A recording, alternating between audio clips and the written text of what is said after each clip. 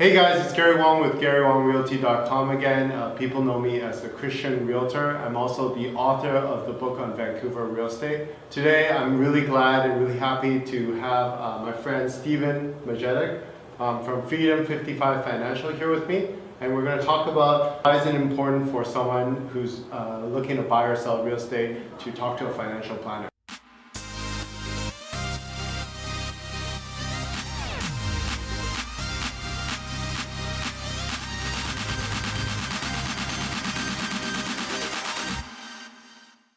So Stephen, it's really great to have you, here with me filming this video for me and my audience. Yeah. So can you tell us a little bit about who you are and what's your background?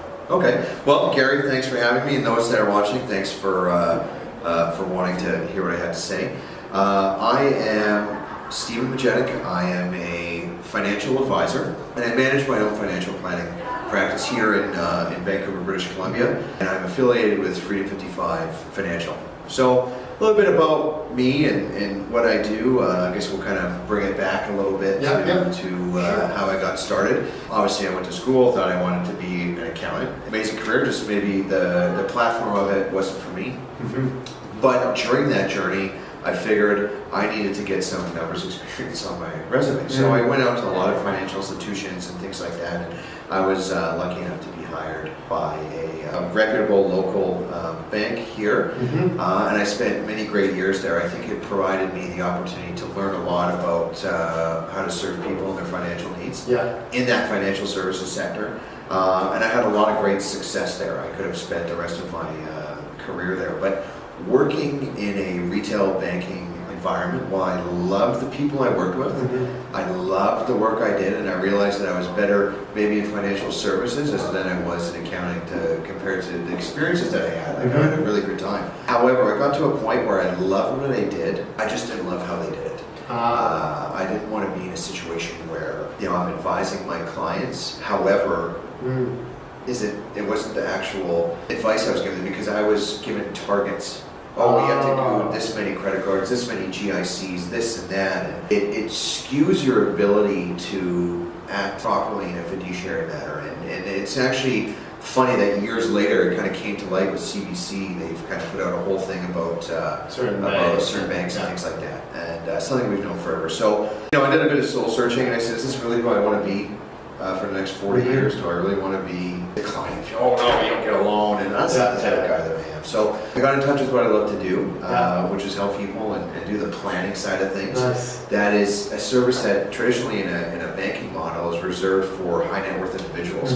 But the people that actually need it the most are your young families starting out, your middle class people, small business owners, entrepreneurs, and even established business owners that really need to have someone kind of in there doing a holistic view of their plan. So what we'll do is we are financial planners, and we focus on a couple key areas, which will be retirement planning, investment planning, and then various types of insurance planning as well. And we kind of comprise those into 4 cornerstones of financial security. The first one will be liquidity. Liquidity is going to be one of the, they're all important, but when you're first starting out, especially for your audience that owns a home, is being able to access cash in the event of an opportunity or the event of emergency. Both are going to happen. How do you have the cash in place to deal with that? Or are you forced to go borrow and you go into the bank and they kind of slip the rubber glove on and it really kind of, right? And then you're like, oh my God. 2 is retirement. So the second cornerstone would be retirement. Who, when, how, and what type of lifestyle do you see for yourself in retirement? How much of your portfolio do you not want exposed to real estate risk or investment risk or interest rate risk? There's a lot of things that sometimes aren't often addressed in your quick 30-minute meeting in the bank. It's pie chart, bar graph, sign here, press hard, 3 copies yours, right? A lot of people could get married and maybe their marriage ends and they get divorced. You can go get married again. Well, you only get one kick at the can when it comes to retirement. You can't hit the rewind button, go, and then start over, right? It doesn't work. So it's a big focus. It's a big focus, and sure, for many it's decades away. But much like you put a bucket underneath a leaking faucet, drip, drip, drip. That bucket will fill. Same mentality you want people to have for retirement. And when you look at someone, we're all humans, but we're all very different. Someone could be a salaried employee, someone could be a sole proprietor, someone could be an incorporated business owner, a CCPC. All these things takes a different approach. Okay. Next cornerstone, the third cornerstone would be income protection or living benefits is what we call it. So believe it or not, the biggest threat to your portfolio is not the markets crashing. It's not the price of real estate going down into the gutter. Which two of those are very rare. I mean, we are a few years out from the 2008 recession where some people did see a lot of volatility. Some people got hurt pretty bad. But the actual biggest threat is losing your most important asset. Which is? Your most important asset. A lot of people are going to say, oh, it's my house, or oh, it's my stock portfolio, or oh, geez, look at my great art collection. Great things. But it goes much back to the story of the goose that lays the golden eggs. Okay? And a lot of people are fixated on the golden eggs and not so much the goose. Well, the goose, Gary, is you. For those that are watching, the goose is you as well. We all, you and I and you guys out there, all have the same primary asset, which is our most important asset. It's our ability to earn an income. There's nothing else out there that is going to be able to generate the cash flow and the yield of cash that you actually going out there having an income does. But what if that was gone? And it's a huge threat for, you have, depending on your age bracket, but males under the age of 30 have, almost a 15% chance sometimes of having a disability that's going to last them 2 years or more.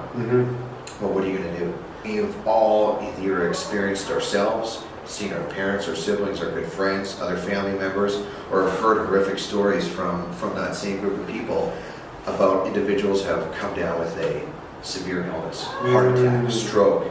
Cancer is probably the biggest one, right? How much money is everyone spending every year to still give it the Terry Fox run, BC Cancer Society, what have you? That's a huge threat. That is a huge financial threat to people. How are you going to deal with that? Especially when you're servicing a mortgage payment, or you have kids that are still school age, or you want to fund their university education, or just even keep the lights on and keep the roof over your head. How are you going to deal with that? Okay, so we'll focus on areas there as well. Fourth cornerstone. Final cornerstone, the fourth cornerstone is financial security in the event of your death. All of us are going to realize our mortality at some point. Some realize it sooner than others. A lot of young people out there, unless they've been touched close by someone who's passed away through an accident or something, most of us will go on to see a long, fruitful life. Hopefully, that's not what there. But at some point in time, you will pass away. What's going to happen? What's going to happen to those that you leave behind? Your spouse, your kids, your heirs. Whether you pass away before your time or whether you pass away well on into your old age, there's still going to be some financial implications that exist when you're not here. Huge important piece in our planning process. So that is one thing that we're going to look at as well. When we sit down with someone, we'll kind of sit down with them, go through a few stages of just gathering information, assessing what their goals are, who's in their life, and all these things, and what they actually primarily want to achieve financially. And then we look at how it fits into those four cornerstones, and then based on their priority, we'll start from there and then just work down a list. And that's kind of what we do. So happy to be here to chat with you a little bit about that today, and thank you. Thanks guys for watching my video. Please subscribe and share with your friends. Email me if you have any more questions. Thank you.